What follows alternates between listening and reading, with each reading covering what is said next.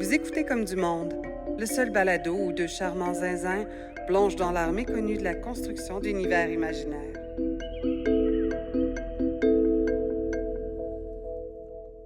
Toujours aussi en forme, Joël? Oui! Ouais. C'est-tu assez en forme pour toi? Ouais. Ça, c'est mes bruits d'en forme. J'ai aussi... Ah oui, j'ai... Ya! Yihi! Wahoo! Ah, Ça, je suis très en forme. Je fais un backflip quand je fais Moi ça. aussi, j'en ai des bruits d'enfant. Ouais, c'est quoi? Tchic, tchic, tchic. Tchic, tchic, tchic. Ça, c'est enfant Ah forme. ouais, c'est mes bruits d'enfant en forme. Ouais, ça. Ouais, tu je te mélange mélanges. tout le temps. Hey, on est des humoristes. Bonjour, Julien. Bonjour, Joël. Comment tu vas? Bien, ouais. Je suis aussi en forme que l'épisode précédent, par exemple. OK. Fait que, Épisode précédent avec Annie Bouffard. ouais, exactement. Ouais. Pourquoi tu me regardes comme ça? Là, c'était mélangé dans ton Oui. ordre d'épisode. On n'enregistre pas nos épisodes dans l'ordre qui sont diffusés, fait que c'est mélangeant. Mhm. Je suis facile à mélanger aussi. T'as-tu passé une belle semaine? J'ai passé 2 semaines en retraite d'écriture. Retraite fermée dans un chalet, dans une maison, en fait, de campagne. Le rêve? Le rêve. Pour vrai, j'étais dans un environnement où tout était parfait, tout était facile, installé pour que l'inspiration me vienne. Puis, à chaque jour, j'ai travaillé fort, je me suis discipliné. Tu sais, je t'ai déjà parlé un peu de la discipline que je m'impose des fois. Je me lève tôt le matin, je m'entraîne. Ouais. Là, après ça, un petit café, puis là, je pars, puis c'est prêt à écrire, puis à créer. Puis j'ai beaucoup travaillé. Je l'ai fait. Puis j'ai fini. Puis j'ai juste chié de la marde. T'étais pas content? Ah, c'est pourri ce que j'ai écrit, là. Je suis vraiment... je sais pas comment dire. Je suis comme... Il faut que je sois fier de moi parce que j'ai travaillé fort. Mais je suis pas capable d'être fier de moi parce que c'est tellement poche ce que j'ai dans les mains après ces 2 semaines-là. Je m'étais comme mis un idéal en tête de livrer quelque chose que je suis comme, hey, je vais pouvoir me concentrer à 100% là-dessus, fermer toutes les communications, tout seul dans une belle maison avec le soleil qui passe dans les fenêtres, des belles plantes, un chat, de la bonne bouffe, puis que ça à faire. T'avais trop d'attentes. Tu t'es imaginé un scénario, puis ça correspond pas à ce qui s'est passé, puis là, t'es comme déçu. Ouais, Est-ce que ça fait partie du processus? ça fait partie du processus. Puis c'est quoi qui est le pire? C'est le processus. Faut faire confiance, hein, c'est classique. Faut faire confiance au processus. Puis- Là, je suis dans le je suis dans la vallée, là. Je suis dans le creux. C'est sûr que quelque part, ça remonte, puis je trouve des solutions, mais je trouve ça plate, là. Ouais, quand t'es dans le creux, c'est plate. Ouais. Mais c'est quoi qui est le plus plate? Avoir fait une retraite d'écriture de 2 semaines, avoir écrit des affaires plates, ou avoir fait une retraite d'écriture de 2 semaines puis avoir rien écrit? Oui, non, tu marques un point. Ouais. C'est sûr que c'est mieux d'écrire de la dompe que pas écrire. Ou du moins, quand tu veux écrire dans la vie, là. Ouais. Genre, j'aime l'activité d'écriture. Puis à plusieurs moments dans les 2 dernières semaines, j'étais comme « Oh, je l'ai trouvé! » J'ai trouvé... Parce que là, j'ai un texte, j'ai quelque chose que je veux livrer, puis il y avait un nœud. Puis j'étais comme « Ah, je suis capable de le défaire, ce nœud-là. Ah, OK, j'ai trouvé ma solution. » Puis là, j'écris ma solution, tu sais. Je pars. Ça y va, tu sais. J'écris... paragraphe après paragraphe. OK, j'ai un chapitre. OK, j'ai quelque chose. Ah, c'est en train de se développer. Hey, je suis en train de l'amener à la bonne place. Puis là, je mets le point final. J'ai une bonne journée de travail derrière moi. Je le relis. Pas content. C'est une grosse crotte. Là, j'étais comme, mais voyons! Ah, ou encore, c'est pas pire, mais je pensais que c'était une solution à un segment de mon histoire que j'aime moins. Puis finalement, c'est pas une solution pantoute, ça empire le reste autour. Puis je fais comme, OK, si j'écris ça, ça veut dire que tel autre chapitre, il faut qu'il change aussi, mais il s'en va dans une direction que je veux pas qu'il aille. Finalement, je trouvais rien que des solutions qui étaient des nouveaux problèmes. Puis c'est ça. Fait que... Le fait que tu sois isolé aussi, là, t'es tout seul, t'as personne pour te dire « Joël, c'est pas grave », tu sais, ou « Non, c'est pas si pire que ça », ou tu sais, fait que t'es le seul t'es le seul regard qui est posé sur ton œuvre. Puis là, si ça fait pas ton affaire, ben c'est vraiment pas bon. Puis C'est sûr que je suis pas. Tu sais, des fois, il y a des trucs que j'aime me faire lire, puis il y a un retour, puis après ça, on en parle. Mais là, je suis dans une phase où il faut comme je me démerde un peu dans ma swamp, puis que je trouve quoi faire avec ça, parce que ma prochaine étape, c'est d'avoir un. Ma prochaine étape, je veux le faire lire, mais j'ai pas encore cette version-là dans les mains. Peut-être que tu aurais besoin, je pense que la prochaine retraite, il faudrait que tu trouves une genre de job au travers de ça. Là, genre, tu pourrais t'occuper d'un hôtel quand la saison touristique est finie, mettons, puis écrire, en profiter pour écrire. Il n'y a rien qui peut aller mal. Là-dedans. Non, rien peut aller mal. Moi, ma dactylo, puis... Un hôtel abandonné. Oh oui. Peut-être au Maine. Ouais. J'ai vu de quoi passer sur... J'ai vu quelque chose sur Kijiji. Ouais. Oui, c'est un hôtel au Maine, là, dans une espèce de falaise. C'est super beau, ça surplombe la mer. Cool, hein? Ouais. Mais lâche pas, ça va bien mais aller. ce processus-là de faire des retraites d'écriture, là, ça m'a toujours servi. Là. Ça a toujours été vraiment utile, vraiment génial. Puis c'est toujours une belle expérience parce que je peux me consacrer à 100% à ma pratique. Mhm. Puis c'est la première fois que j'en ressors puis que j'ai mis 2 semaines complètes. C'est aussi un sacrifice à faire dans une vie là, de dire comme, OK, fait que là, je tasse mes contrats. Moi, je travaille autonome. Fait que je prends des contrats. Là, j'en prends pas. Pendant 2 semaines, je ne fais que ça. Je m'enferme. Tu sais, là, tu dis, j'espère que ça va donner quelque chose. Mais là, pour la première fois, je suis déçu. J'ai apprécié mon moment. La pratique était bonne. Le processus était bon. J'avais constamment des accès de je sais pas comment dire, de déception de mon propre travail, mes propres capacités, mais entre ces accès de déception-là, l'air boréal, puis le petit café du matin, puis tout était comme agréable. C'est pas des vacances, mais c'est des vacances de mon quotidien, tu sais, puis ça, je l'ai apprécié. Mais dans le fond, là, ce que tu as fait, il fallait que tu le fasses, t'sais. Pour à la fin, là, pour finir avec ton livre, là, ce temps-là, il fallait qu'il soit utilisé à faire exactement ce que tu as fait. Ouais. Oui, c'est ça. On peut, Ouais. mettons, j'oublie mes petites émotions, puis je prends un step de recul. Ça, là, c'est la phase où tu es en écriture circulaire un peu, mais c'est parce que tu es en train de bouillir. Ça veut dire qu'à un moment donné, Ça mijote. ça mijote, puis à un moment donné, tu vas finir avec quelque chose. Okay. On a-tu une autre façon de parler culinaire pour illustrer? Je sais pas. Il faut que tu mets tes ingrédients dans la soupe. Okay. Tu sais, tout à l'heure, j'ai dit que ce que j'ai écrit, c'est une crotte. Ouais, je sais pas à quel point non, tu veux ça. aller là. Non, on mettra pas ta crotte. OK, wow! Hey, ça vole haut, ce podcast? Ouais! Hey, moi, j'ai reconnecté avec un ami, Martin, fait que je le salue. On faisait des spectacles avec son groupe de musique à l'époque. J'ai dormi dans sa maison. Lui, Salut Martin. Est-ce que c'est Martin qui s'est joint à nous sur... Ouais, sur Discord. Sur Discord, OK. Salut Martin. Fait qu'en même temps, venez nous rejoindre sur Discord. Plus il y a de gens qui réagissent aux émissions et qui nous proposent des choses, mieux ça va aller. D'ailleurs, c'est quoi l'épisode d'aujourd'hui? Ouais, ben si tu viens te rejoindre à nous, on est sur les ondes de choc.ca. Vous êtes en train d'écouter Comme du monde avec Joël. Et Julien. Puis aujourd'hui, on suit l'idée... Ah, attends, faut pas que j'oublie. Oui, quoi? Coucou spécial à nos Patreons. Ah, ben oui. Gabriel, Alexandre, Annie, Myriam, salut. Salut. Comment ça va? Ils peuvent pas répondre. Non. Ouais, c'est ça. D'ailleurs, sur Discord, on a eu une petite proposition. Oui. Tu vas nous en faire la lecture? Oui, je vais en faire la lecture. Puis, dans le fond, on a décidé de changer des choses à notre formule, à notre cycle mensuel. Suite à cette proposition-là, ben, ça faisait longtemps que ça mûrissait. OK.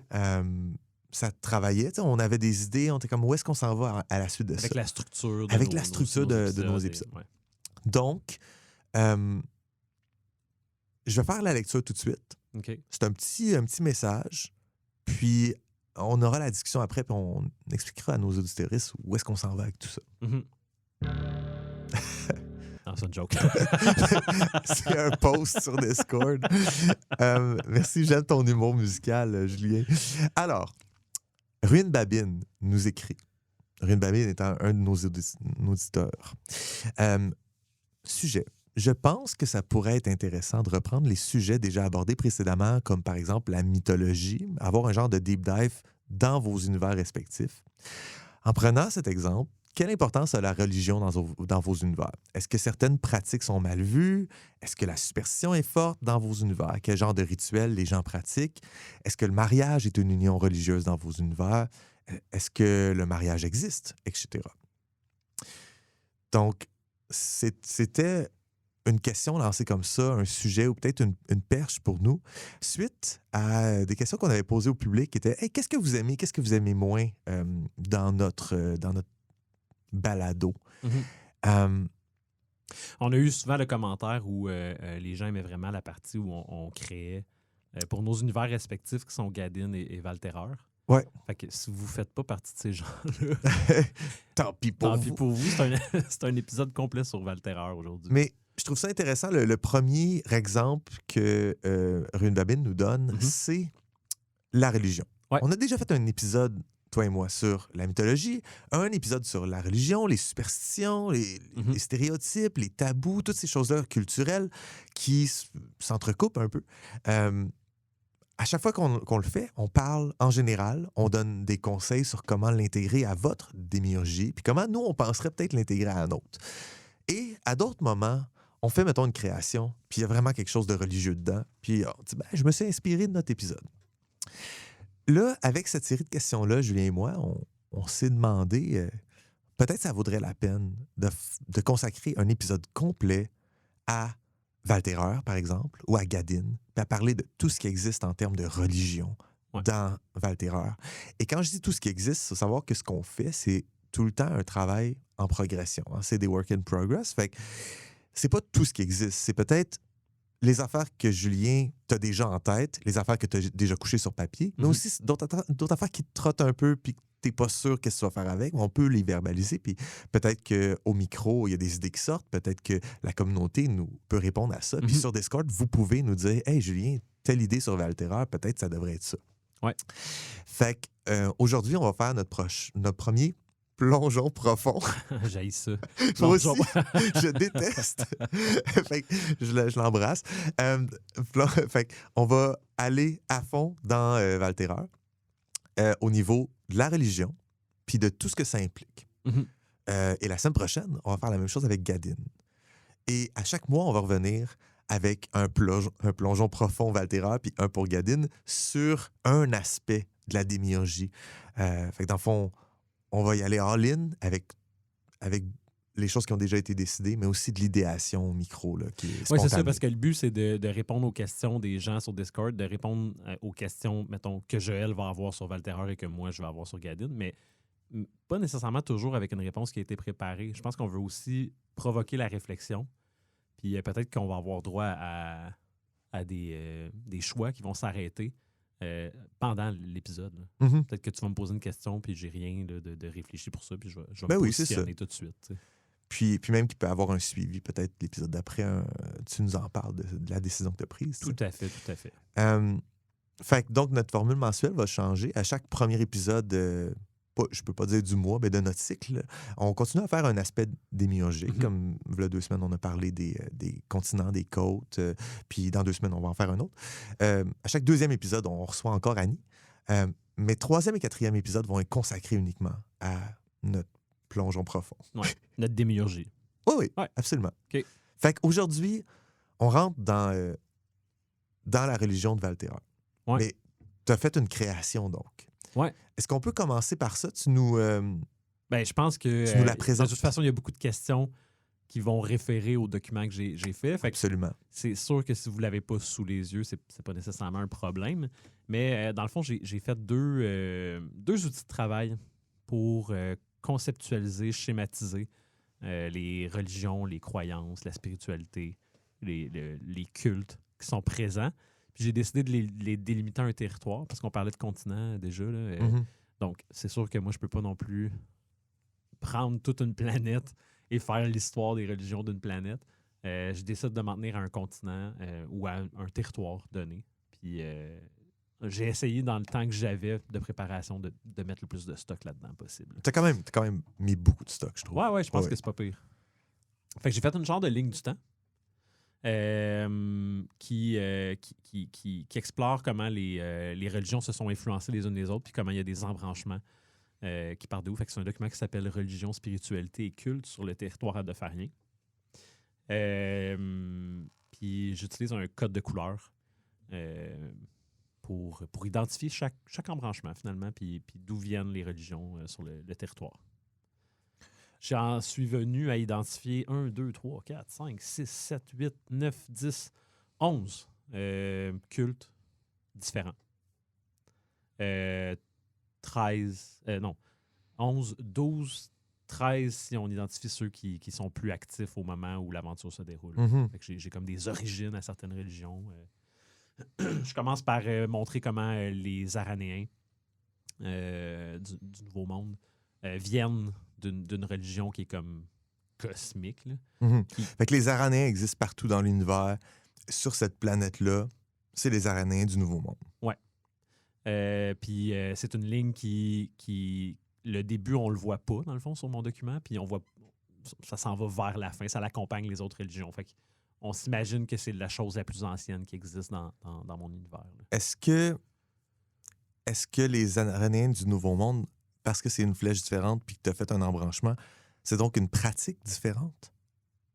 Oui. C'est une autre religion, carrément. En fait, c'est que dans l'univers de Valterreur, les Aranéens, c'est comme un hive mind. C'est quoi en français, un hive mind? Un esprit de ruche? Je n'ai Ça se jamais traduit pensé. super mal, là, mais... Une conscience collective. Conscience collective, oui. Mettons. Qui est atteinte par une communication entre un organisme qui est comme un peu fongique, parasitaire. Mhm. Tu sais, puis en utilisant des spores, peuvent communiquer des idées, des concepts. Donc, leur but, c'est d'atteindre l'unicité, là, de faire partie d'un seul organisme. Puis, j'avais établi dans un vieux texte qu'il y avait une brisure qui s'était effectuée. Il y a quelque chose qui fait que les Aranéens de cette planète-là ne communiquent pas avec le grand réseau aranéen cosmique. Oui, Fait que c'est pour ça qu'il y a un embranchement. Puis que ça a j'en du fais la sens. distinction. J'avais oublié cet aspect-là, mais c'est vrai. La brisure fait que sont laissés à eux-mêmes. Mais est-ce qu'ils vont donc développer des pratiques, des pratiques rituelles, des choses comme ça, qui n'appartiennent pas aux Aranéens de base, Ouais, mais qui totalement. sont uniques aux Aranéens du Nouveau Monde? Ouais. Hmm. Mhm. Est-ce que tu en as? Oui, ben Ah, ça m'amène à mon deuxième document. qui Oui, est comme parce que là, je te coupe parce que j'ai l'impression qu'on peut peut-être pas les clencher toutes, mais plutôt s'attarder à chacune d'entre elles au fur et à Ouais. mesure qu'on les couvre. Fait que, Fait que le premier problème auquel je me suis buté, c'est que j'essayais de trouver une façon de classifier et d'organiser les religions. mhm. Puis je trouve que nous, en anthropologie, en théologie, c'est pas vraiment notre fort. De comme... Toi puis moi, là? Non, l'humanité. Là, tu sais, Ouais. j'ai essayé de trouver des sources qui n'étaient pas biaisées, puis qui nous permettaient d'identifier des caractéristiques d'une religion avec des choix clairs, puis des classifications claires. Mhm. Puis j'ai pas trouvé beaucoup de choses. Fait que tu me diras ce que tu en penses après. Là. Mais j'ai décidé de définir une catégorie que j'appelle type de croyance. Fait que tu me parlais de comment les Aranéens, mettons, quel genre de rituels ils peuvent faire qui seraient Ouais. différents. Bon, les Aranéens du Nouveau Monde. Je pense que la prière, c'est quelque chose que des Aranéens ne feraient pas parce qu'ils sont capables de comme, se connecter au pool cosmique, Mhm. à l'unicité cosmique. Donc, la prière ne fait pas partie. Mais étant donné qu'eux, ils ont comme une cassure, leur lien vers ce que j'appelle le royaume intérieur, là, qui est comme ce monde Oui. psychédélique que tous les Aranéens peuvent rejoindre en transe, étant donné que c'est cassé, ils ont un accès limité, je pense que dans leur vie éveillée, dans leur vie d'individu unique et déterminé, ils vont recourir à cette pratique-là, qui est la prière de groupe, qui est comme presque une liturgie, là. Ouais. Fait qu'ils vont développer, c'est ça, tout un aspect liturgique que normalement, je pense que les Aranéens ne développeraient pas. Ça répond à ta question? Oui, tout à fait. Puis le livre de prière aranéenne, tu nous l'as déjà lu. Exactement. Et il parle de la brisure. Et donc, on comprend que c'est un item propre à cette religion-là et non aux Aranéens at large. Tu sais. Oui, ben, le lien avec la divinité va, je pense, influencer la nature des textes qu'on va associer. Si, je pense à la religion chrétienne, tu sais, le fait... là, évidemment, là, on parle de Chrétienne. ben, C'est quoi? Explique-moi. Je veux juste pas me lancer dans des débats. Je parle vraiment de la mythologie, Oui, de je l'histoire comprends. qui est racontée derrière. Je pense que le fait, mettons, que un tiers de la divinité s'est sacrifié pour les péchés de tous et chacun, change vraiment comment mettons, le Nouveau Testament prend d'importance pour cette religion-là. Fait que le fait qu'il y ait eu une cassure, le fait que la divinité est inaccessible, ils ne sont pas capables de connecter avec la mère, avec Aranea, ben, ça fait en sorte qu'ils doivent recourir à une autre façon de connecter avec ça. Puis je pense que l'absence de cette divinité-là dans leur réseau dicte un petit peu comment ils vont faire leur rituel, quel type de rituel ils vont faire. Fait que, le recueillement, la prière en groupe, le genre de deuil de cette divinité-là, je pense que c'est ce qui les rend uniques par rapport à des Aranéens qui seraient connectés à leur divinité. Oui. C'est intéressant. Ouais. Puis ça m'amène à me poser cette question-là sur... Là, on parle de Valterra, bien sûr, puis on parle de notre monde, du monde primaire, mais dans toutes les créations, toutes les démiurgies où il y a un espace assigné à une religion réelle. Je pense, mettons, à l'univers de Donjons Dragons, où ce que les dieux existent pour vrai. Versus ce que tu dis là, une version où il n'y a pas de Dieu avec lequel on peut jaser, on peut connecter, puis il n'y a pas de réponse à nos prières. Mais ce choix-là entre l'un puis l'autre, il est particulier parce qu'il n'est pas basé sur le vrai monde. Ouais. Dans notre vrai monde, c'est pas de même ça marche. C'est soit que de la croyance dans notre monde. Ben c'est ça, mais soit tu dis c'est que de la croyance parce que toi tu y crois pas, ou soit tu dis c'est que du vrai. Puis il n'y a pas de telle chose qu'une croyance. C'est la foi, c'est ça. La foi, c'est ça. Ouais. La foi, c'est l'enjeu, en fait, de croire en quelque chose qu'on ne voit pas, qu'on n'observe pas. Ouais, fait que les Aranéens, eux, ils savent que la mère, c'est ça, non? Ouais, Aranea. Ouais, Aranea peut pas les contacter, peut pas les toucher, va jamais être avec eux, va jamais renvoyer de signal. Fait que c'est comme baked in dans leur religion que les prières sont envoyées un peu comme une bouteille amère. Ouais, c'est d'une feuille dans le vent. C'est presque un souhait, là, tu sais. C'est presque... Ouais, c'est ça. Tandis qu'on peut imaginer créer une autre religion que le Dieu est tout le temps en train de répondre à l'appel.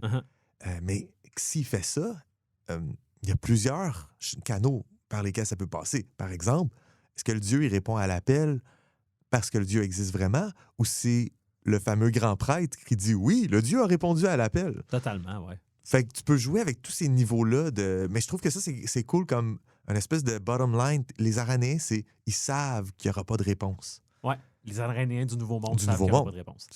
Mais c'est pour ça que dans le type de croyance, j'ai écrit monothéiste, parce qu'ils croient en Aranea. Il n'y a que Aranea qui compte dans leur croyance. J'ai écrit que c'est universaliste. Je ne sais pas si tu comprends ce que je veux dire par universaliste. Dans le fond, c'est une religion qui recherche la conversion de d'autres personnes, puis tout le monde peut entrer dans cette foi-là. Et j'ai écrit factuel. Je ne sais pas si c'est le bon terme, mais c'est pour dire que c'est pas... Il n'y a aucune ambiguïté. Est-ce que c'est réel ou est-ce que c'est une croyance? Est-ce qu'il y a une façon... Il y a une façon de prouver dans mon univers que Aranea existe. Ouais. Et que tout ce qu'ils vivent à travers ça est réel. Ils n'ont pas besoin d'avoir la foi. C'est tactile, c'est là et ça existe. C'est pour ça que j'ai écrit que c'était factuel. Ça, on ne l'a pas, nous, dans notre monde. Oui, c'est ça, exactement. La définition de est-ce que la religion est vraie ou est-ce qu'elle n'est pas vraie? Oui, est-ce qu'elle vit dans l'imaginaire collectif des gens en tant que foi, en tant que croyance, ou est-ce que, genre, c'est la vraie affaire? Puis, tu sais, ça a une incidence. Je sais pas si tu as vu la télésérie coréenne. Oh mon Dieu, le nom me reviendra jamais. L'histoire, c'est qu'il y a des démons qui se mettent à apparaître puis qui punissent les gens. OK. Puis c'est comme... Ça met le feu aux poudres de la religion, parce que là, tout d'un coup, on peut visualiser qu'il y a des gens qui sont punis pour les péchés qu'ils ont faits. T'sais. Ouais, OK. Fait que là, c'est plus genre « j'ai la foi aveugle ». Non, c'est là. Fait que même les personnes qui croient pas, qui croyaient pas, ils n'ont plus le choix de croire. Oui, c'est devant toi. Oui, là. c'est ça. Faut que tu deals avec. Fait que je pense que dans l'univers de la création, on joue avec ces paramètres-là, mais étant donné qu'on n'a rien sur quoi se baser, il a fallu que j'aille chercher des termes. Ben, de dire que c'est factuel, c'est clair, là, on le comprend. C'est juste que c'est pas une terminologie qu'on peut utiliser avec le monde primaire. Fait que je pense que ça couvre pas mal les aranéens. Cool. Puis le rituel, tu as écrit communion initiatique, transe chimique, prière en groupe. Fait que la transe chimique, tu en as parlé. C'est plus qu'un rituel. La transe chimique, c'est le processus. La communion initiatique, c'est là que tu te fais mettre ton Oui, c'est là ton que tu te fais champignon. infecter par le parasite. Mhm. Mais ça, tu sais, tu dis c'est des rituels. Moi, je vois ces choses-là, puis je dis, ben ça c'est pas des rituels, c'est comme Des pratiques. c'est comme pogner une maladie, c'est comme Ouais. un vrai truc qui t'arrive, sauf que, est-ce que c'est ritualisé? Oui, Quand ils oui. le font, c'est un moment cérémonieux. Oui, absolument. OK. Il y a des paramètres à respecter, le lieu où on le fait, de quelle façon on le fait. Il y a des paroles qui sont prononcées. As-tu des idées déjà? Ou moi, peut-être juste un feel que t'aimerais, qui est comme une esthétique? Ouais, j'ai une esthétique de chrétien persécuté dans OK. Val-Terreur. Tu sais, le petit signe dessiné sur la porte pour dire que le petit poisson dessiné sur la porte. Bon, j'ai un peu ça. Fait que je pense que dans leur rituel qui était peut-être normalement fait dans un temple, ou je pense qu'il est réduit à être fait en cachette un peu. Ouais. Fait qu'ils ont leur propre code pour savoir, pour connaître les lieux de rassemblement. Fait que j'imagine un cercle avec 4 pattes de chaque côté, là, tu sais, comme une araignée un peu naïve. Oui, là, oui. qui serait comme dessinée dans le bas d'une porte. Puis les aranéens les aranéens du Nouveau Monde peuvent se réunir là, peuvent vivre leur rituel là. Puis c'est un peu là qu'est découvert le livre de prière. Puis je pense que le livre de prière, c'est un pamphlet comme retranscrit et distribué en cachette. OK. Ouais. La tranche chimique aussi se fait en groupe. Il peut y avoir un prêtre que son parasite a fructifié au maximum. Donc, il y a ces... Je le rappelle pour les auditoristes, là, mais c'est comme si le fruit de ce champignon-là, qui est un peu comme un cordyceps, va finir par sortir de la boîte crânienne. Puis plus le fruit prend maturité, plus qu'il y a d'excroissance qui sort de la boîte crânienne. Puis à la fin, on culmine avec 8 trucs qui ressemblent à des pattes d'araignée qui te sortent de la tête. Là. Ouais. C'est chic, là. Puis le grand prêtre, c'est celui qui... C'est celui qui a les 8, tu sais. Puis Ouais. lui, il peut comme récolter ces fruits-là, puis créer une genre de tisane avec ça. Tu sais, ça aussi, c'est un rituel. Tu sais. Mhm. La création de cette tisane-là doit être faite pendant une cérémonie, peut-être même à un certain moment, peut-être au plan astral. Là, tu sais, est-ce qu'il doit avoir comme un alignement ou je sais pas. Tu sais. Je trouve ça intéressant de jouer avec ces paramètres-là. Absolument. Ouais. Cool. Ouais.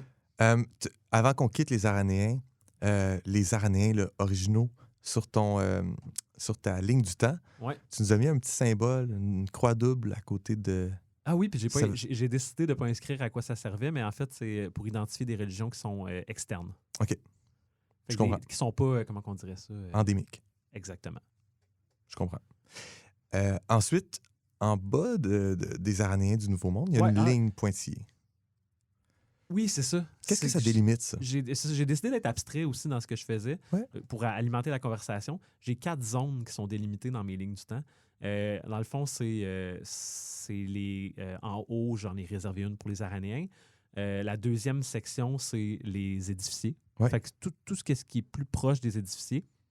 La troisième section, tout ce qui est plus proche des nouveaux peuples. Là, dans le fond, les gens qui sont... Les adophariens. Les adophariens, moi, en général. Puis, à la fin, les humains. Mhm. Parfait. Puis, il y a certaines lignes qui traversent d'une zone à l'autre. On en reparlera tantôt. Fait que là, les édificiers, j'imagine que je peux commencer par dire que là, j'ai fait une ligne peut-être un petit peu plus complète, là, dans le sens que j'imagine mes édificiers primitifs qui avaient ce qu'on appelle les religions archaïques et édificiaires. Là. Fait que je mets pas ça plus en détail parce que j'ai pas besoin, parce que c'est très ancien puis ça me tente pas d'aller là. C'est ce qui est d'ailleurs intéressant, là, juste la pratique de dire ça, c'est ça, puis je vais pas là, on s'en fout. Exact. C'est important de pouvoir faire ça de temps en temps parce que tu peux avoir une idée qui a besoin d'avoir un germe. Tu sais, il y a des milliers d'années, c'était différent. Et si tu perds ton temps à aller définir ce germe-là, tu finiras jamais. T'sais. Puis ça te garde une porte ouverte. Si j'ai besoin de revisiter ce moment-là dans ma démiurgie, ben, je peux y retourner. Là. Mais je voulais comme établir que dans le fond, les édificiers dans mon monde jouent un peu le rôle que les humains jouent ici. Là. C'est mes sophonthes. C'est tes sophonthes. Ouais. Wow. Et à un moment donné, on peut comme établir qu'il y a eu un moment qui était de l'héliolatrie animiste. Mhm. Fait que le classique, on vénère le soleil. Ouais. Ce qui a donné lieu à deux choses. Ce que j'appelle le dithéisme vichémien. Est-ce que tu es familier avec le concept de dithéisme? Non. Est-ce que tu peux m'expliquer? Dans le fond, c'est de diviser en deux parties le panthéon. Une partie bien, une partie mal.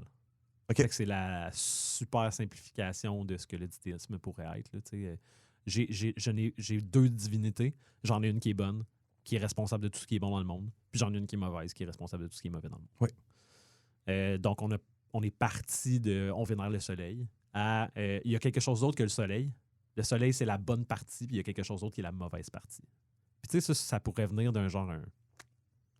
Un moment plus sombre de l'histoire des édificiers, là, une maladie, puis tout d'un coup, il s'est mis à avoir quelque chose. Fait que là, on a eu besoin de mettre tout ce qui n'allait pas bien sur le dos de quelque chose. Pourquoi ça nous arrive, pourquoi. Fait que là, tout d'un coup, on se retrouve avec... C'est le méchant. Ouais, on se retrouve avec comme deux pans de... C'est dans les religions de notre monde, moi, mettons, ça me fait automatiquement penser au zoroastrianisme. OK. Comme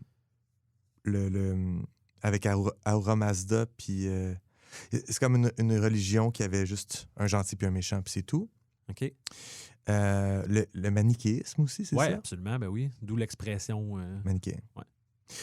Fait que, ouais, ça existe, ça, des religions à deux dieux, le bien puis le mal.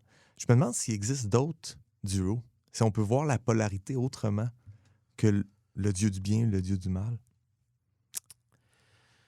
Ouais, si ça existe dans notre monde, là, j'avoue que j'en ai aucune idée. Je pourrais imaginer... tu connais mettons, comme les dieux polyades? Polyade. C'est le mot qu'on utilise pour un dieu qui protège une gang. Le mot vient à base des dieux grecs là, qui étaient comme le dieu qui protège telle ville. OK, telle ouais. ville, chaque ville a sa divinité polyade. Mais j'imagine peut-être qu'on pourrait avoir une dichotomie qui est comme ça dans une religion, parce que tu as le dieu de nous autres, puis le dieu des autres. Absolument. On pourrait avoir un peuple qui est très, par exemple, très xénophobe, qui se voit comme le peuple élu de son Dieu, mais aussi qui voit tous les autres peuples comme des étrangers. puis des incarnations du Dieu de l'autre. C'est pas nécessairement étant comme un Dieu du bien qui est pour nous, puis un Dieu du mal qui est pour les autres, mais plutôt un Dieu de nous autres, qui est pour nous autres, qui fait des choses pour nous autres, un Dieu d'eux autres, qui est pour eux autres, qui fait des choses pour eux autres, puis lui, puis eux autres, on s'en fout, il faut... Je me dis, ce genre d'affaire-là pourrait peut-être se faire. Je pense qu'on pourrait aller vers un dithéisme qui est plus équilibré, là, genre le yin et le yang, là, ou Eros Thanatos. Là. Pas nécessairement le mal pour le mal, puis le bien pour le bien, mais la divinité qui est dans l'aspect plus créateur et ce qui vient avec tout ce qui est bon et mauvais avec la création. Puis un Dieu qui est dans la destruction, mais qui vient avec tout ce qui est... qui vient comme d'une nécessité, là, tu sais. Oui. Je pense que moi, dans mon dithéisme, il y a un petit peu naïf. C'est naïf, là. OK. Quand ça fait ton affaire, c'est le soleil, puis quand ça fait pas ton affaire, c'est la lune, genre. Puis c'est la lune, ton esprit du mal? Ouais. OK. Ouais, je peux aller vers le dithéisme vichémien parce que c'est ma religion que j'ai le plus développée qui est difficilaire, puis qui est... qui est ancienne, finalement, qui est pas perdue dans... Je veux dire, elle pourrait encore exister. Ouais, fait que, comme j'ai dit, c'est dithéiste et c'est ethnique par rapport à universaliste. Fait que dans le fond, les dithéistes vichémiens ne chercheront pas à étendre leur religion. Il faut être édifié, il faut être né dans la tradition vichémienne pour faire partie de cette religion-là. J'ai établi qu'il y avait deux divinités, mais là, mon texte est comme mal centré. Mais une pour le bien et une pour le mal. Donne-moi 2 petites secondes. Ah oui, OK. Vikshem pour le bien, puis Elek pour le mal. Et incidemment, c'est mes termes pour soleil et lune. Fait que je sais pas à quel point ça peut faire du sens. Là. Oui, Ils sont vus tout à comme fait. la main droite et la main gauche de Dieu. Fait que je suis dans une genre de dualisme, mais un peu comme on a la Sainte Trinité, mettons, pour la religion catholique. Ouais. Ben là, j'ai comme une dualité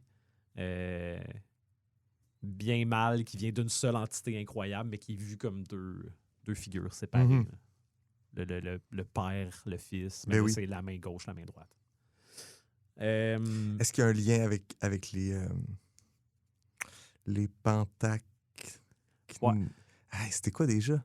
Totalement. Mais Pantagnemus erectus. Pantacnémus. Ouais. Pantacnémus erectus, ouais. Ouais. Ouais, totalement. La main gauche, la main droite, puis il y a un monstre que c'est une grosse main. Ouais. Fait que, est-ce que, dans le fond, tes vichémiens, tes dithéistes vichémiens croient qu'il y a quelque chose de sacré à ces monstres-là?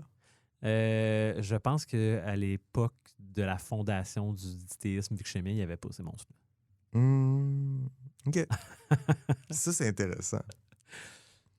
Je leur ai donné un prophète. Tu sais, c'est une soupe créative. Là. Moi, j'ai fait un tableau, puis là, je suis comme, OK, prophète. Fait que là, j'ai inventé un prophète. Ouais. Principaux ouvrages. J'ai inventé des principaux ouvrages. Fait que là, je sais pas si tu commences aussi à faire des liens avec le texte d'il y a 2 semaines. Ben oui, c'est ça. C'est des orbes. Ouais, j'ai l'orbe du remède je l'ai mis dans principaux ouvrages. Fait que l'orbe du remède et l'orbe de l'entropie. Une pour le bien, une pour le mal. J'ai des choses que j'aime vraiment beaucoup là, en termes de saveurs là, qui viennent des vichémiens aussi, là, dans les rituels, le pèlerinage horaire. C'est quoi? Je me suis imaginé qu'il y a un genre d'immense plateau et le temps d'une révolution complète de ma planète, les vichémiens peuvent faire un pèlerinage où ils vont se retrouver à être toujours à l'ombre. Puis c'est un pèlerinage qui repart à chaque jour. OK. Puis la grosseur de ce plateau-là fait que ça se fait. T'sais. De toujours être dans l'ombre. Ouais. Mais attends, une révolution ou une rotation? Une rotation, excuse. OK. Ouais. C'est pas un an. Non, c'est pas un an, une journée. Oui, rotation. OK. Fait qu'ils ils suivent l'ombre tout le long de la journée. Ouais. Et ça fait qu'autour de ce plateau-là, il y a une excavation qui s'est faite à force de marcher au même endroit. Fait que ça creuse. Ça crée une genre de rigole autour de ce plateau-là. Comme dans Picsou. Hein? Dans la bande à Picsou. OK. Non, ça dit rien? Non? Ah, OK. Picsou, il fait tout le temps les 100 pas, tout le temps dans la même pièce. Fait que ça fait qu'il y a une excavation qui fait le tour de la pièce. Exactement comme dans Picsou. Merci. Fait que tu sais, toutes ces idées-là, je les ai pas, moi, si Ruine Babine, il dit pas « Hey, les gars, faites un deep dive dans la mythologie. » Ben oui, c'est ça. Là, tu vas dedans puis tu sors des idées de la soupe. C'est ça. La sculpture de sphère. Ouais, Fait que là, les orbes, ouais.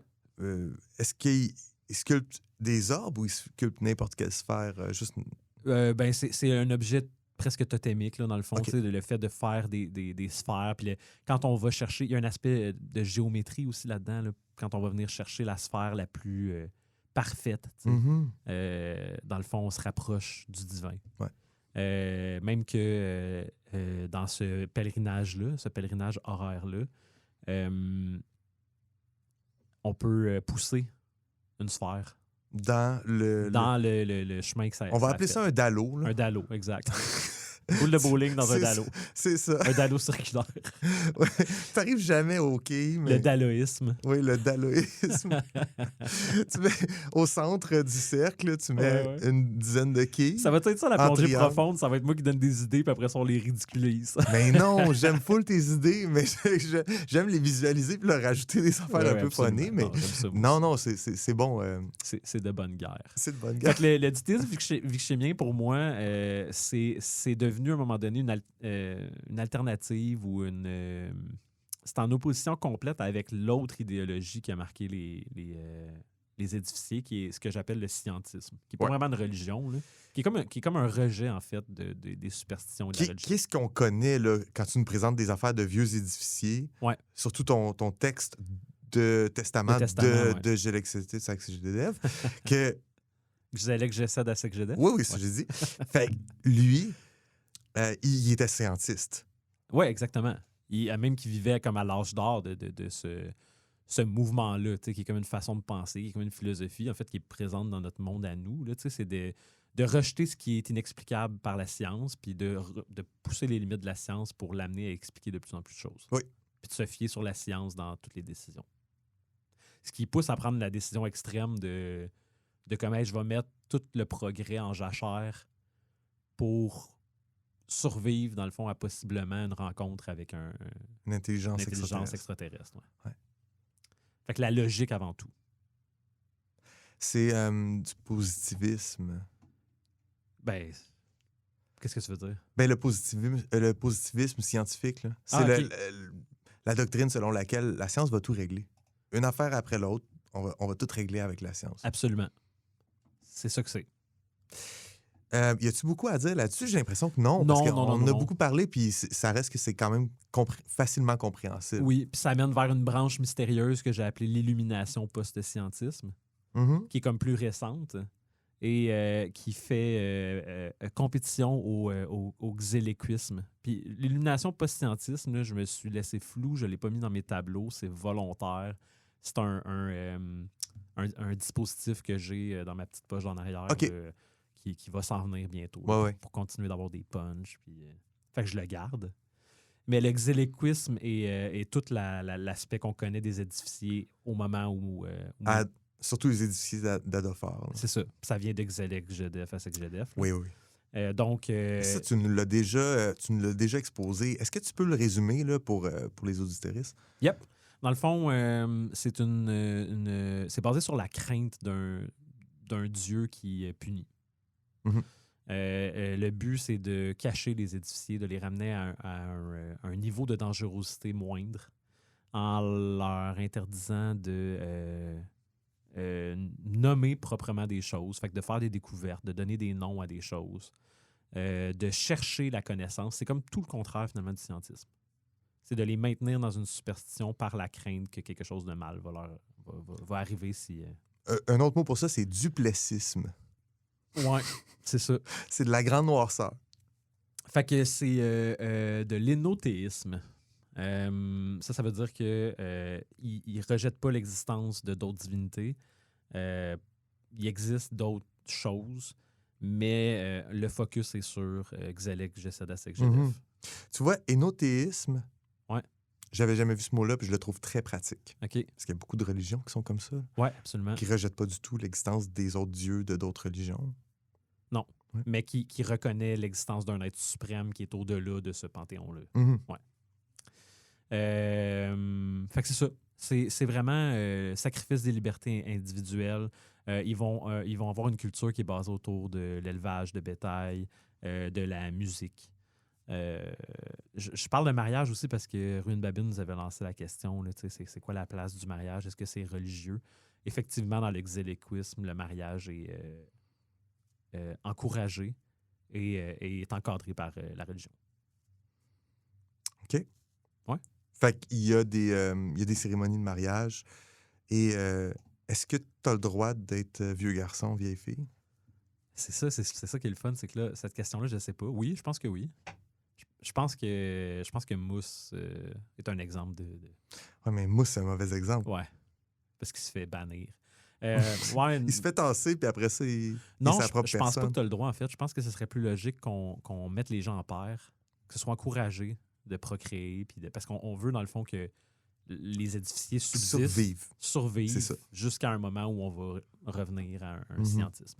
Cette religion-là, là, je pense que c'est la première qu'on voit qui est une religion avec qui a été façonnée. Ouais. Il y a quelqu'un qui a dit, moi, j'invente une religion, ça va être ça, ça, ça, puis ça. Ouais. Puis ça, c'est factuellement vrai dans ton univers. Absolument. Il y a un d'autre qui a dit, maintenant, les gens vont croire à ça. Puis il a Ouais. réussi. Puis c'est une thématique de mon univers. Mhm. Parce que c'est pas la seule religion qui est façonnée. C'est la première qu'on souligne là, mais Ouais, ouais. je devrais en fait, je devrais le mettre dans le type de croyance. Ouais, peut-être. La plus grosse religion qui est façonnée, qu'on a vu le plus, c'est ta grosse religion qui s'en vient plus tard, là, mais Ouais. c'est celle qu'on a vu le plus dans toutes tes créations, puis c'est Adophore. Là. L'adopharisme, ouais. On n'est pas rendu là, d'ailleurs. Non. Fait là- L'agnosticisme Xélec. Ouais, Fait que ça, est-ce que Mousse, c'est parti un système de croyance à lui, puis... Ben, je fais juste jouer comme avec le fait que à partir du moment où un édificier teste les frontières du xéléquisme, va découvrir que il y en a pas là, tu sais, de main géante qui vient t'écraser parce que tu t'es un peu autodéterminé, puis tu t'es donné un nom avec une lettre majuscule, puis t'explores ton monde, puis Ouais. tu découvres des choses que tu connaissais pas avant, puis... Fait que c'est un petit peu la personne qui sort de la voûte, là, tu sais, puis Ouais, qui ouais. découvre le monde. Fait que c'est une sorte de genre... Je vais garder mes superstitions. Je pense qu'il y a un fond, tu sais, parce que c'est difficile là, de commencer à se distancer complètement de centaines d'années de culture, tu sais. Fait que oui, Xelek, Gesed, Asek-Jedef, OK. Mais est-ce que ce serait comme une image pour nous encadrer? Tu sais, est-ce qu'on, dans le fond, on a certaines libertés là-dedans? Puis, Mais Mousse, es-tu la seule personne qui est dans cette religion-là? ouais, c'est comme une joke un peu. Tu sais, Ok. c'est comme... Oui, parce que dans mes textes, c'est la première fois qu'un édificier met en doute. OK, Fait c'est que, bon. c'était juste comme une façon de dire qu'on peut tester les limites de cette Je religion. comprends. Fait que n'importe qui pourrait s'ajouter à la liste des prophètes et n'importe quel autre texte pourrait s'ajouter aux principaux ouvrages. Suffit que tu les pondes, Absolument, ces c'est ça. personnages-là.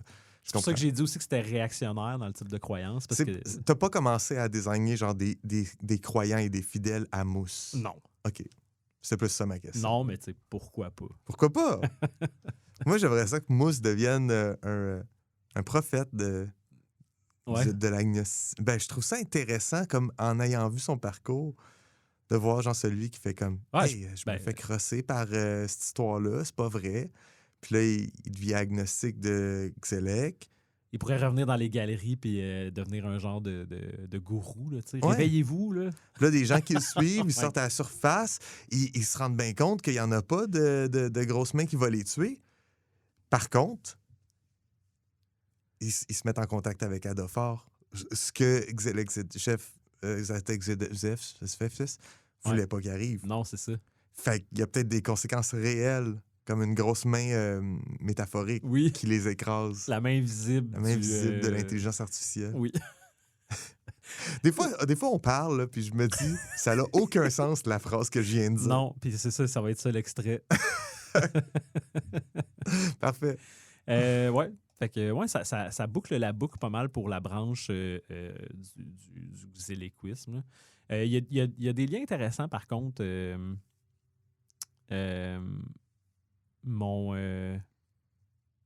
Mon scientisme découle un petit peu de cette fascination-là du soleil. T'sais. Fait que je pense qu'à un moment donné, dans l'héliolatrie animiste, il y a des édificiers qui sont plus comme dans l'observation des astres, dans l'observation de ce qui se passe dans le ciel. T'sais. On commencé à développer une proto-science, puis c'est devenu quelque chose. T'sais.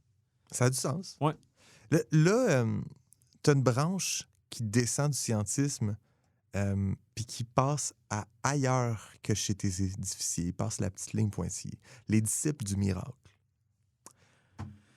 Oui, puis ça touche aussi le dithéisme vichémien. OK. OK. Fait que, dans le fond, les disciples du miracle, là, ça vient... Pour moi, je l'ai relié au scientisme parce que, je sais pas si tu te souviens, mais les édificiers ont créé une vie artificielle, une vie... Ouais, les bioserviteurs. Les bioserviteurs, tu sais, qui servent qui servent de main-d'œuvre, dans le fond, dans la réalisation de leur ambitieux projet. Puis, lorsqu'on est passé au xéléquisme, lorsqu'on a abandonné cette façon de vivre-là, les bioserviteurs ont été abandonnés, eux aussi. Attends, non. Abandonner le scientisme, pas le xéléquisme. C'est ça. Ouais, Quand okay. on a abandonné le scientisme, puis on a amené un mode de vie qui était basé sur la superstition, le gros plan là, de Xelek, Gesed, Asek-Jedef, c'était d'abandonner les bioserviteurs parce que de toute façon, ils ont une durée de vie limitée, puis sont stériles, puis il ne se passe rien avec ça. Fait qu'on fait juste comme les abandonner, puis d'ici quelques années, il n'y en aura plus. Mm-hmm. Sauf qu'ils se sont créés eux-mêmes un mythe. Ils se sont créés eux-mêmes une religion. Puis ils ont réussi à survivre, tu sais. Ils ont réussi à survivre. Fait que pour moi, il y a un lien entre toutes les avancées de cette science-là puis le fait que, étrangement, ils ont survécu malgré le fait qu'ils étaient supposés être infertiles puis d'avoir une durée de vie limitée. Donc, eux voient ça comme un miracle qu'il faut célébrer. Absolument. Leur simple survie, c'est comme... C'est un miracle. le centre de leur religion. La croyance que, waouh, on a survécu. Ouais. Fait que c'est non-théistes. Ils ont pas un culte voué à une divinité. Le miracle en tant que tel, c'est leur propre existence. Mhm. C'est ethnique parce que faut faire partie de ce groupe sélect de personnes-là qui ont une vingtaine d'années d'espérance de vie. Là, tu sais. Ouais. J'ai un prophète, par contre, qui est Nateshti. Fait que je vais puiser là, vraiment dans mon texte sur le miracle, là, Nateshti. Je m'imaginais que possiblement, il y avait certains bioserviteurs qui avaient un petit peu plus de insider knowledge. Là. OK. Puis qui ont trouvé une façon dans les laboratoires, dans les ruines des édificiers, un peu plus d'informations sur leurs origines, puis un peu plus d'informations sur comment ils peuvent utiliser les technologies édificiaires pour prolonger leur vie, pour modifier leur code génétique, pour utiliser la matière primordiale à leur avantage. Puis... Fait que tout cet aspect-là de magie, de transmutation, de miracle vient de cette figure-là qui a réussi à aller au-delà des limites de leur espérance de vie. Je sais pas si ça fait du sens. Oui. Ouais. Puis c'est Nateshti. Ouais. Fait que tout son nom lui-même est à l'origine du mot miracle, tu sais, ou whatever. Là. Je sais pas si en linguistique ça peut faire du sens. Mais... Oh oui, tout à fait. Puis parce qu'on a vu dans une de tes créations un personnage qui disait Nateshti. Qui se rappelait la vieille langue des bioserviteurs, puis qui retournait. Fait que c'est quelque chose d'ancien quand même. Puis, je te parlais de ça aussi. C'est avant le latin. Une distance avec toutes les raisons scientifiques de pourquoi mes choses existent, puis d'aller vers la religion. Je trouve que ça crée un univers qui est un peu plus fantaisiste, puis fantasy, puis qui est plus propice, je trouve, à l'étonnement. Je suis plus dans la science-fiction, je suis dans le comment ça a évolué sur le cours du temps, puis comment c'est devenu une croyance. Fait que le recueillement silencieux, l'entretien de lieux de pèlerinage, la transmutation, la réparation d'objets, prendre soin des choses, c'est quelque chose qui est important pour les disciples du miracle. Je me suis pas questionné sur le mariage, par exemple. Comment le mariage se... Quand tu vis 20 ans, là... J'ai l'impression que, tu sais, le mariage, ça vient avec l'idée de la procréation, puis j'ai l'impression que la procréation devrait être super importante pour eux. Ouais. Mais pas nécessairement le mariage. Même que peut-être que ces disciples du miracle-là, peut-être que les bioserviteurs, je sais pas, ça serait quoi, ça serait comment tu veux les imaginer. Mais là où ce qu'on célèbre le plus, c'est la vie, puis l'existence de la vie, puis le système reproducteur est vu comme quelque chose de bon, quelque chose de beau. Peut-être qu'il y a des pratiques sexuelles beaucoup plus libres et une volonté de vouloir procréer. Non, je sais pas comment dire. De vouloir voir le fait d'enfanter comme le plus grand miracle à chaque fois qu'il se passe. Fait que le plus qui se passe, le plus que la société est heureuse. Je sais pas. Oui, totalement. Je dis, à la place de les mettre dans des situations de monogamie, tu peux dire, eux autres, c'est des bonhomos. Là. Eux autres, il faut...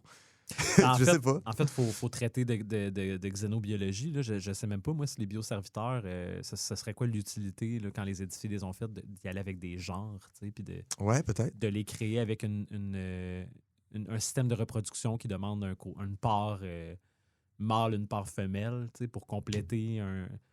Pourquoi pas faire... Tu pourrais imaginer une autre version à ça, puis... Avec une reproduction asexuée. Là, oui, tout à fait. Mais le mariage consacre comme un couple. Peut-être que tu peux avoir une version de ça qui n'a rien à voir avec la binarité, avec le pairing de deux personnes. Parce que si tu ne travailles pas avec une prise mâle puis une prise femelle, il n'y a pas de raison.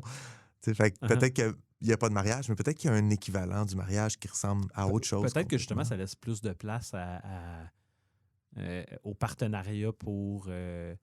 dans le but d'atteindre un même but ou parce qu'on trouve qu'on a les mêmes valeurs. Ou, ça laisse plus de place à l'aspect émotionnel. Puis, pour ce qui est purement de la procréation, moi, je pense que peu importe ce que tu décides qui est la façon qu'ils se reproduisent, la reproduction, l'acte de se reproduire devrait être vénéré.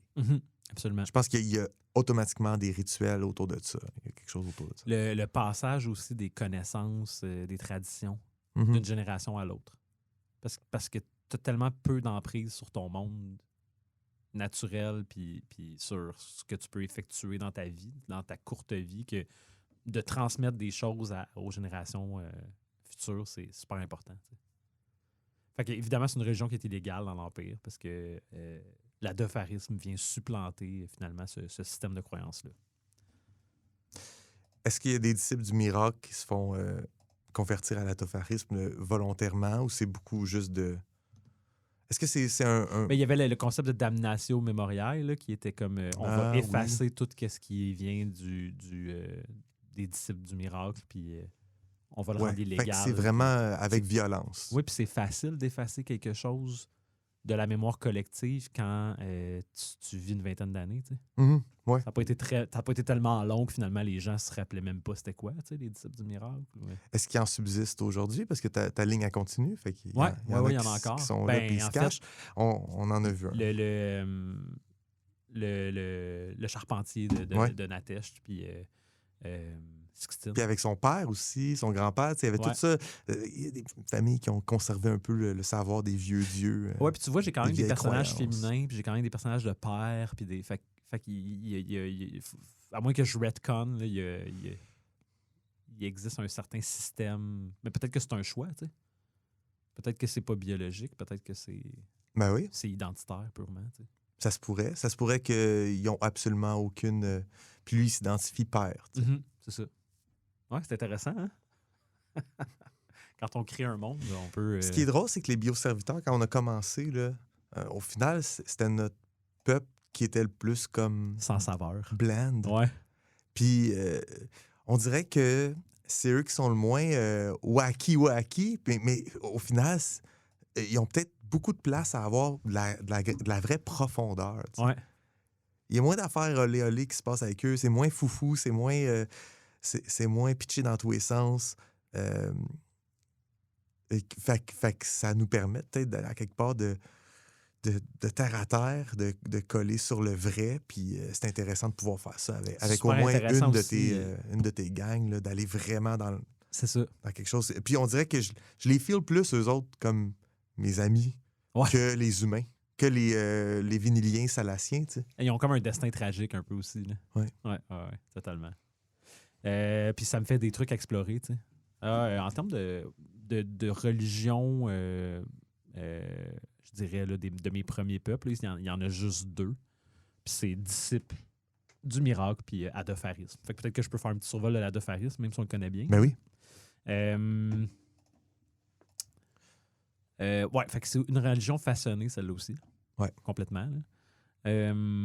Leurs divinités sont imposées par la personne qui a façonné cette religion-là. C'est-à-dire que l'empereur est divin, l'empereur est à la tête de tout, ce que j'appelle le soleil invincible.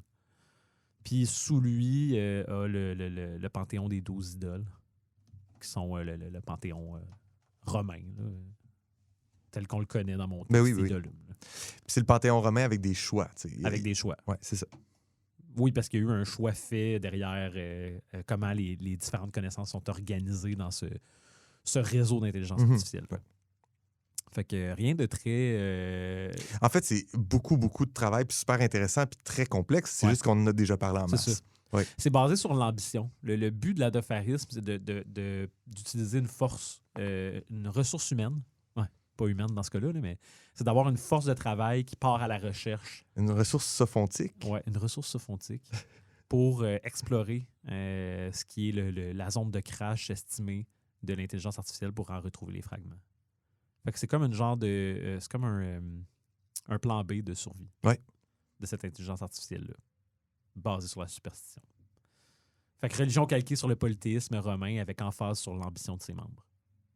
Je sais pas si tu le vois comme un vilain, genre, dans mon univers. Adophar? Ouais. Ben oui. OK. C'est le méchant, c'est le big bad. C'est l'empereur. Par défaut, quand tu mets un empereur, c'est le big bad. Ouais, quand même, hein? Sauf dans Un empereur nouveau genre, parce qu'il se rattrape. Puis je me suis questionné aussi sur le mariage par rapport à cette Tu sais, c'est que moi, dans le fond, là, je le mets mariage, mais je sais pas à quel point l'empereur veut que les gens perdent du temps à se mettre en paire. Puis... Oui, il veut juste que tout le monde parte à l'exploration. Exactement. C'est comme de la chair à canon. Hein. Fait que je l'ai mis, mais je pense que quand tu te maries, c'est parce que t'es pas apte à partir à l'aventure. Ouais. OK. Fait que tu restes à la capitale puis tu t'occupes des tâches administratives de la capitale. Là, tu as le droit, mettons, de te marier. Mais je pense que c'est mal vu. Mais je pense qu'il y a beaucoup de gens qui partent pas à l'aventure. Ouais, parce que là, c'est plus à la mode. Il y a comme un genre de remous. Là. Ouais. Ouais. Mais quand même, je pense que du point de vue de l'empereur, se marier, c'est un échec. OK. Il n'y a rien de plus noble quand tu es adophariste. Ouais. Il n'y a rien de plus noble que de partir à l'aventure, puis il n'y a rien de plus paresseux que Exactement. de ne pas le faire. Ouais, c'est ça. Fait que c'est ça, c'est le système de valeurs. Là. Ouais. D'où le fameux rite de passage à la vie adulte. Là. C'est comme genre, c'est un rite de passage à la vie adulte, mais c'est un rite de OK, maintenant, va explorer. Ouais. Deviens un aventurier, là, puis va trouver ce que j'ai de besoin. OK. Cool. Je pense qu'on est rendu à tes humains. Ouais. Mais là, les humains descendent aussi du... Tu sais, tu as écrit polythéisme romain. Uh-huh. L'adopharisme descend clairement de ça parce que c'est comme un rematch de ça. Là, comme... Mais le sibyllisme, c'est différent. Le sibyllisme, c'est différent parce que c'est la sonde responsable des choses qu'on dit sur ce podcast-là. Il y avait un payload sur la sonde qui était... Il y avait un cargo sur la sonde qui était le module de colonisation embryonnaire. Oui. On s'imagine que, bon, géographiquement, ils sont séparés parce que, je sais pas, ça a été fragmenté, puis ça a survécu au crash miraculeusement. Donc, ils partent de la même sonde, si tu veux, de la même idée de communiquer à une vie extraterrestre. On existe en tant qu'humain, faites attention. Les Aranéens existent. T'sais, comme toutes les connaissances humaines sont là-dedans. Puis dans cette grande tragédie-là qu'on perdait la planète aux Aranéens, cette sonde-là transporte la vie avec elle, finalement, par une décision de dernière minute. Ouais. Là, puis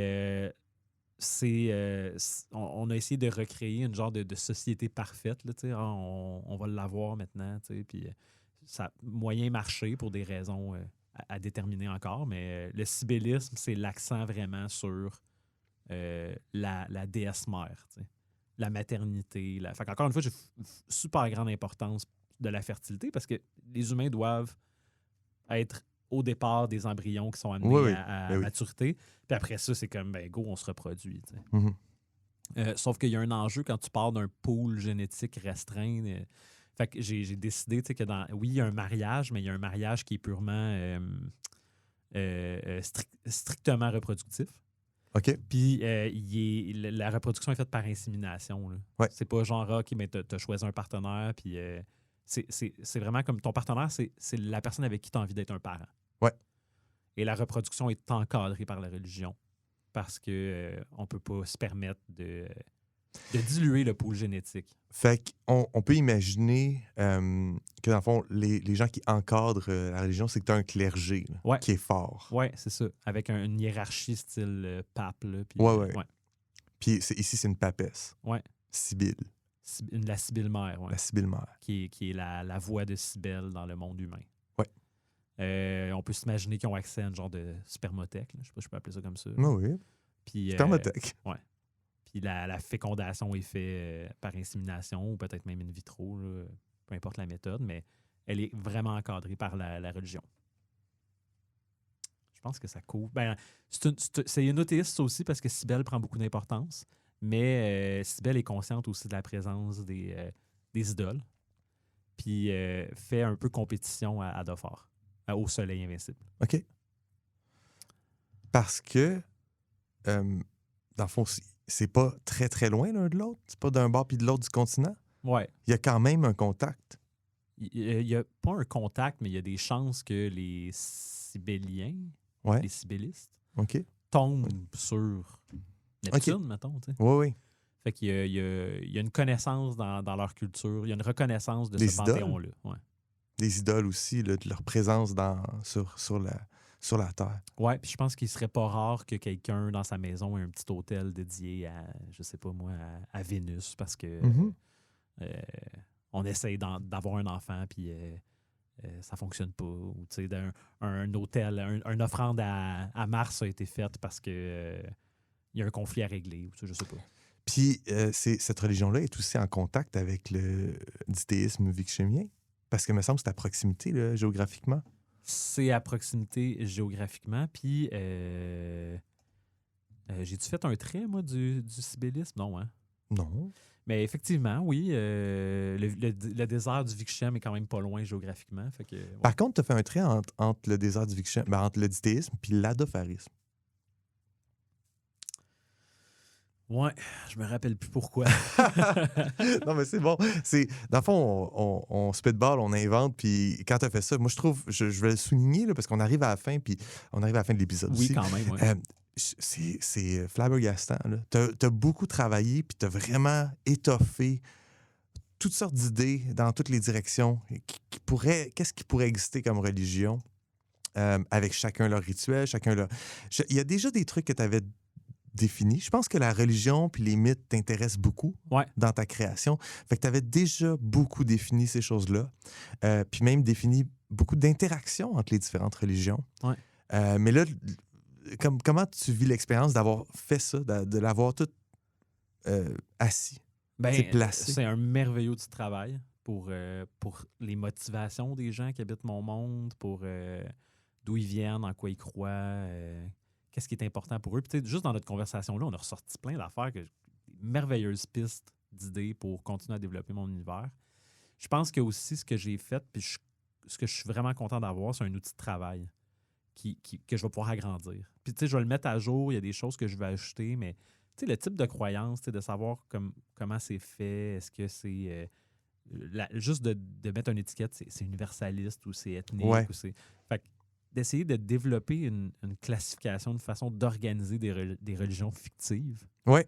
Je pense que ça peut être très pratique. T'sais. Puis j'imagine que tu vas faire la même chose éventuellement.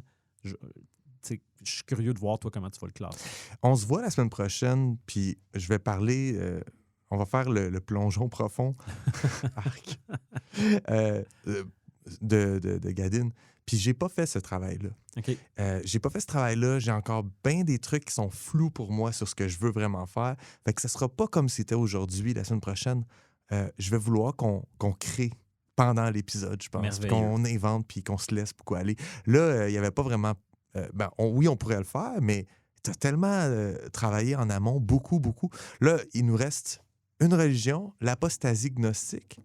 Ouais. Ah oui, c'est ma dernière religion réactionnaire. Oui, c'est ça, je m'en rends compte parce que là, je viens de tasser le document puis je fais comme, oh, il y en avait un dernier. 5 minutes pour finir ça. Dans le fond, mes humains sont divisés en deux grands peuples, les Salaciens et les Véniliens. Les Véniliens, c'est mon peuple qui a été mamouré par Cybèle, qui a eu l'éducation humaine, qui a eu comme... le flambeau a été passé à cette nouvelle génération d'humains-là. Mais pour une raison encore inconnue, il y a un groupe d'humains qui leur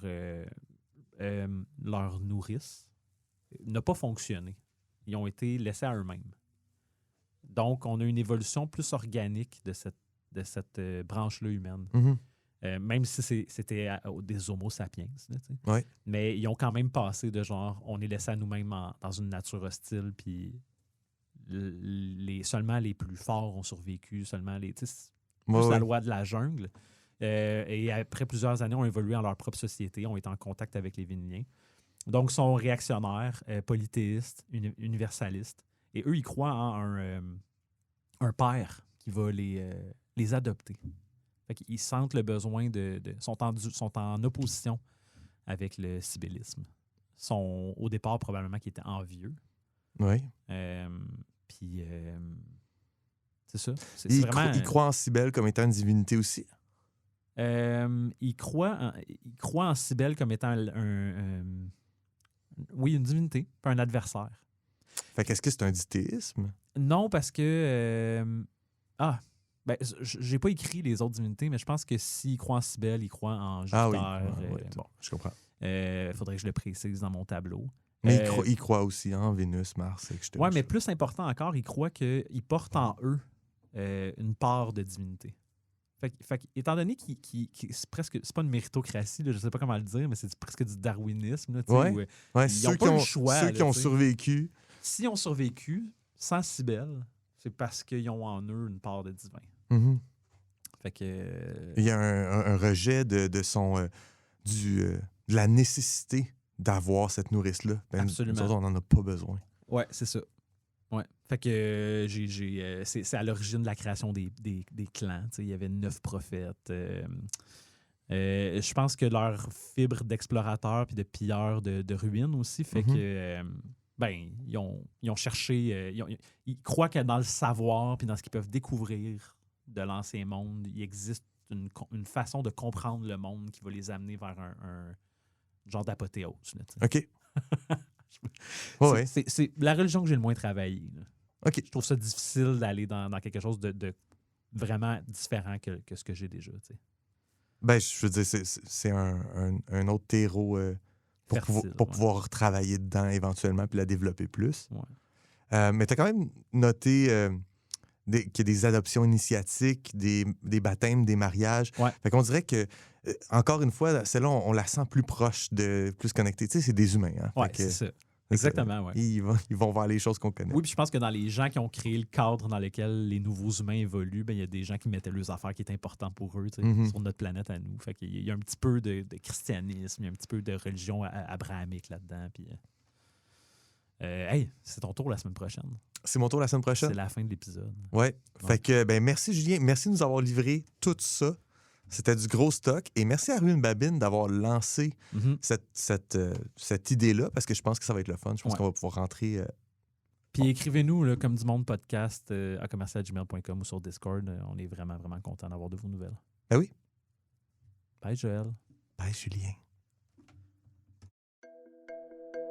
Comme du monde, un balado signé Joël Martin et Julien Lefort.